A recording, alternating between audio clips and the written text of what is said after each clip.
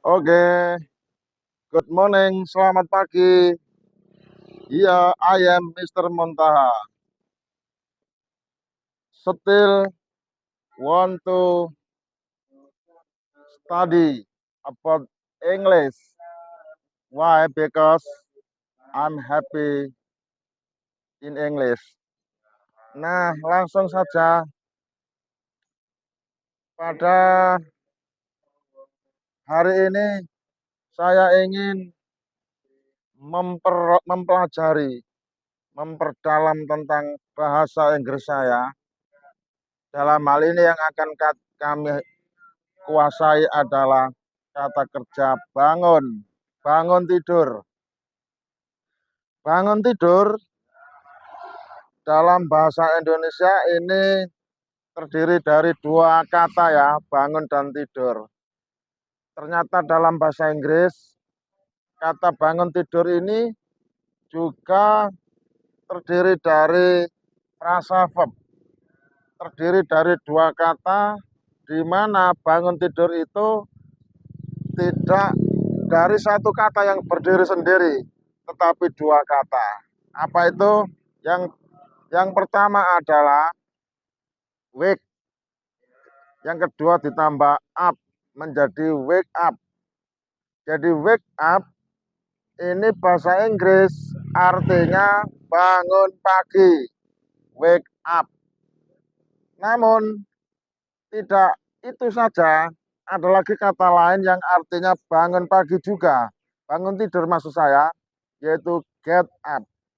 Wake up dan get up satu kata dalam bahasa Inggris yang mempunyai satu makna, yaitu bangun tidur. Apa bahasa Inggrisnya bangun tidur? Wake up atau get up. Jadi ketika kita mau mengucapkan bangun tidur dalam bahasa Inggris, kita bisa sebut wake up. Kita juga bisa sebut get up. Namun di antara kedua kata ini, antara kata wake up dan get up, ini mempunyai perbedaan. Mempunyai perbedaan arti yang signifikan. Kalau wake up ini bangun dari tidur, tapi sekedar bangun matanya saja. Hanya sekedar sadar bahwa dia itu sudah bangun dari tidur, sadar pikirannya, terbuka matanya, tetapi badannya belum bangun. Dia belum bangkit dari tempat tidur atau belum meninggalkan tempat tidur. Baru sekedar bangun, terbuka matanya saja, dan sadar pikirannya. Ini berarti menggunakan kata wake up. Bangun dari tidur, tetapi belum meninggalkan tempat tidur. Nah, ini wake up. Sementara get up, artinya juga bangun dari tidur, tetapi dengan makna yang lebih luas. Di samping terbuka matanya, di samping sadar pikirannya, dia sudah benar-benar bangkit badannya dari tempat tidurnya dan bahkan sudah meninggalkan tempat tidurnya. Inilah perbedaan antara kata wake up dan get up. Wake up sekedar bangun, belum meninggalkan tempat tidurnya. Kalau get up, di samping sudah bangun, dia juga sudah meninggalkan tempat tidurnya. Oke, jelas perbedaan kata wake up dan get up. Nah, supaya tidak panjang-panjang videonya, akan saya bahas yang pertama dulu. Wake up. Dibahas apanya? Ya karena kata kerja kan kata barang yang susah. Bicara kata kerja dalam bahasa Inggris berarti bicara barang yang rumit, bicara barang yang sulit. Karena ini barang yang rumit dan barang yang sulit, maka harus dikaji terus, harus dipelajari terus tanpa henti karena rumit. Kalau tidak, nggak mungkin goal. Rumahnya di mana? Ya karena get up itu perubahannya ternyata irregular verb. Apa itu? Yaitu perubahan kata kerja yang tidak diatur.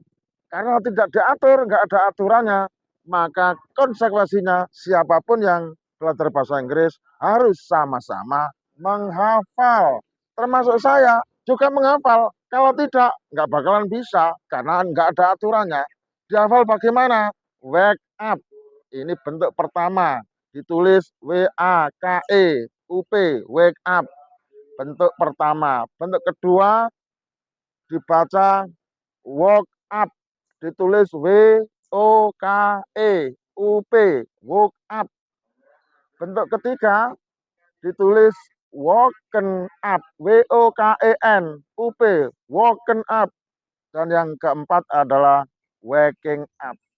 Sehingga dari segi penulisan ini pun beragam, berubah-ubah. Dari segi pengucapan pun demikian. Nah, sebab itu butuh adanya latihan. Agar apa? Agar terlatih, agar tidak terjadi kesalahan. Apabila kita nanti sudah praktek, baik itu speaking, listening, maupun writing-nya. Nah, untuk itu bagi saya caranya adalah dihafal seperti ini. Wake up, woke up, woken up, waking up. Nah, seperti ini terus dilatih berulang-ulang. Wake up, woke up, woken up, waking up. Mantap. Wake up, woke up, woken up, waking up. Sudah di luar kepala kalau saya.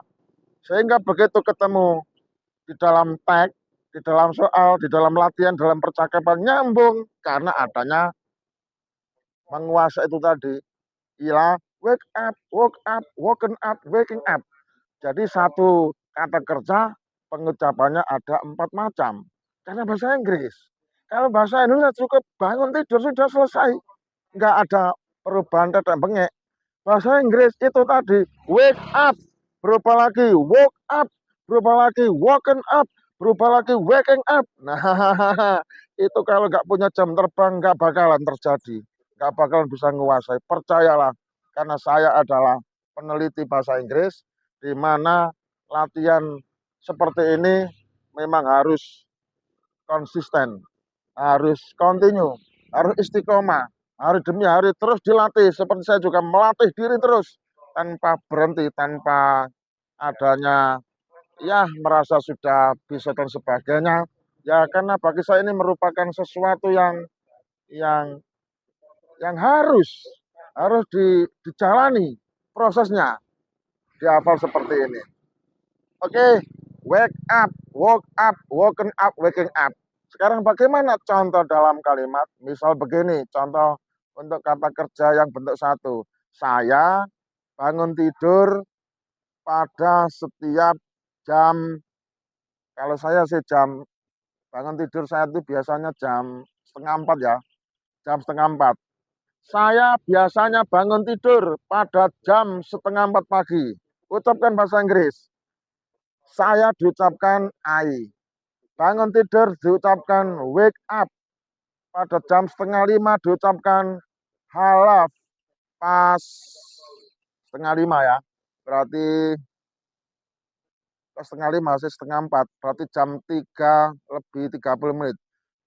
Jam 3 lebih 30 menit itu sama dengan setengah 4. Berarti halaf past 3.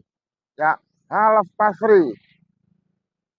Itu namanya kita sudah menguasai vocab. Nah, sekarang karena sudah menguasai, coba kita buktikan.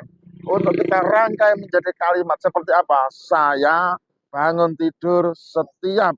Saya selalu bangun tidur pada pukul setengah 4. Kalau bahasa Inggrisnya seperti apa? I wake up. I always wake up at half past 3. I always wake up at half past 3. Saya selalu bangun tidur pada pukul setengah 4. Kemarin saya bangun tidur pada pukul setengah 4. Nah, ini waktunya beda. Kalau tadi selalu ini kemarin. Sebab apa kata keterangan waktu menunjukkan waktu kemarin, maka kata kerja dalam bahasa Inggris harus menggunakan verb 2 atau bentuk 2, yaitu wake up. Maka dalam kalimat akan berbunyi seperti ini. I wake up at 3:30 yesterday. I wake up at 3:30 yesterday. Saya kemarin bangun pada pukul 3:30. Umpama begini, saya baru saja bangun. Saya baru saja bangun tidur pada pukul 3:30. Bagaimana bahasa Inggrisnya? Harus kita menggunakan verb 3 karena menyatakan sudah. Maka harus kita ucapkan I just have. I just have woken up. I just have woken up at 3:30. I just have woken up at 3:30. Kata kerjanya menggunakan woken up karena menyatakan satu perbuatan atau satu kegiatan yang barusan selesai dilakukan. Maka istilahnya adalah bentuk 3 ya, atau apa istilahnya dalam bahasa Inggris itu? Past perfect ya. Dan yang terakhir adalah apa ya? Ing-nya. Saya sedang bangun tidur pada pukul 3:30. Maka harus kita ucapkan dalam bahasa Inggris, I am waking up at 3:30. I am waking up at 3:30. Saya sedang bangun tidur pada pukul 3:30. Nah, demikianlah proses belajar. Inilah proses latihan.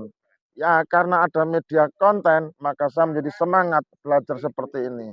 Ya, tanpa konten mungkin nggak bicara seperti ini. Karena ada konten, maka seolah-olah saya mengajar di depan murid. Pada depan saya ini alam bebas ya, nggak ada siapa-siapa. Tapi nggak masalah bagi saya. Ya, saya merasa nyaman, senang dengan cara belajar seperti ini. Karena ini sama halnya memperkuat pengetahuan pada diri saya sendiri bahwa wake up itu adalah irregular verb yang bisa kita rumuskan. Wake up, woke up, woken up, waking up. Nah, saya sudah menguasai, begitu saya butuh dalam tenses, nanti tidak ada masalah karena hafal tersebut. Sekian dari saya, Mr. Muntaha. Semoga bermanfaat. Tetap semangat dan wassalam.